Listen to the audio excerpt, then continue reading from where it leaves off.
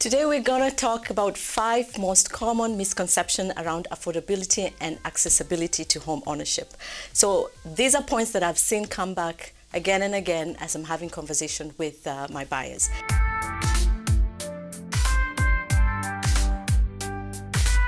So number one is that they need 20% down payment. So this is so common, and it's really important for us to break it down into exactly what is needed. Definitely, the higher your down payment that you have, the better. However, should you be struggling with keeping up with the down payment, as many people are, there are minimum payments that you can apply and to be able to purchase a home. So the first one is that you need at least a minimum of 5% of the first 500,000, and any amount after that up to 1.5 million, an additional 10%. This is applicable not only to first-time home buyers, but also anybody who's purchasing even a second property. However, the key is that property should be your primary residence. Now, there are situations where you need to put a 20% down, and let's discuss about that. So definitely it will be any property that is 1.5 million and up, and the other one is if you're purchasing a property as an investment property, then for that you will need 20% down. Now, for example, for the second time home buyer, they choose to purchase a property that they will rent out. Okay, so if that is the case, they will need 20% for that property. However, should they decide to move into that property and rent out the current home, then they wouldn't need that 20% down. So that is number one. Number two is that many people think that they need perfect credit. Having a good credit is great. However, if you have some pitfalls, that doesn't mean that you're not able to qualify for a mortgage.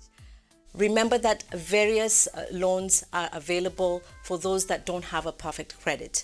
Lenders consider more than just your credit score. They consider your employment income and also your debt income ratio. So those are the things that are considered overall. So don't shortchange yourself. There are options that are there specific for different kind of credit profiles. Always make sure that you speak to a professional, speak to your mortgage broker who is going to help you and customize your application according to your credit situation. The third one is you can't buy a home if you have debt. That is also very common.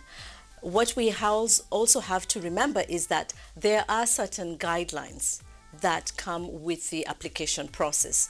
Many Canadians have some sort of loan. It could be a credit card, it could be a student loan, it could also be car loans. So these guidelines are the ones that would help to determine how much loan or mortgage you can qualify for. These are the gross debt ratio and the total debt ratio.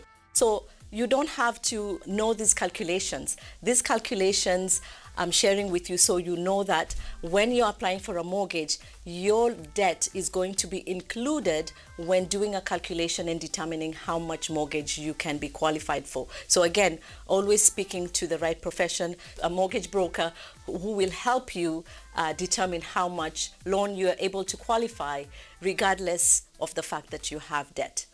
The other one is that many people think that they need to go with the lender that gives them the lowest rate. Now, of course, the lower rate, the better for you. However, some do have a catch and they might not be your best option. So consider asking questions about the fees, if any, associated with your mortgage application. Some mortgage applications will say you have to pay X amount of money to proceed with this application. There is loan terms that you need to also know about.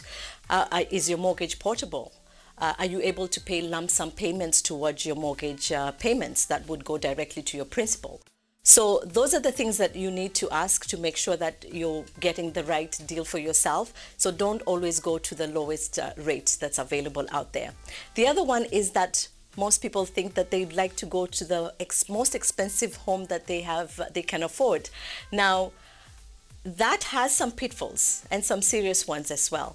So say, for example, if you're qualified for a mortgage of up to 1 million based on your income, and we find a home for you that is perfect, it suits your family and your needs at 850. It doesn't mean that you need to spend that 1 million. Things that you need to consider that home ownership is not just your mortgage payment. There's utility bills, there's maintenance of that home, there's property tax.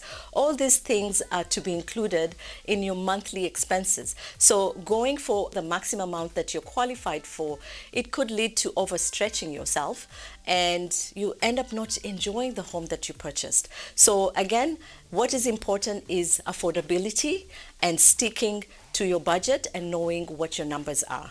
I hope you found this helpful. Should you have any questions, you can reach me at 416-897-5179 or email me at fnadhir@kw.com.